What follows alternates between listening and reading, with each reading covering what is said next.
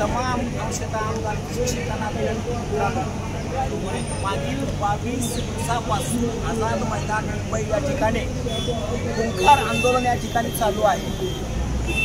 बऱ्याच शिक्षकांना या ठिकाणी गैरसमज झालेला आहे की काल माननीय शिक्षण मंत्री दीपकजी केसरकर साहेब यांनी एका कार्यक्रमामध्ये सांगितलेलं आहे की येणाऱ्या कॅबिनेटमध्ये आपला शासन निर्णय या ठिकाणी होणार आहे, परंतु तुमच्या डोक्यातील जो गैरसमज आहे तो गैरसमज तुम्ही काढून टाका मित्रांनो।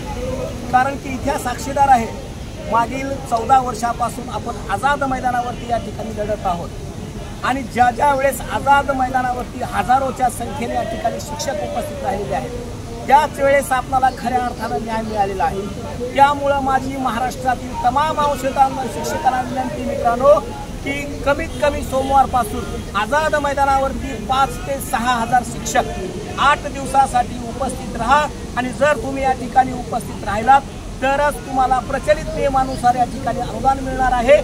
त्यामुळे सर्वांनी सोमवारपासून न सांगता न निमंत्रण देता या ठिकाणी उपस्थित राहायचंय। जय हिंद, जय महाराष्ट्र।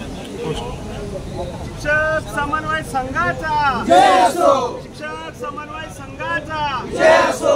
लढेंगे जीतेंगे, लढेंगे जीतेंगे, जीतेंगे लढेंगे, जीतेंगे लढेंगे। असं कसं देत नाही, येत्या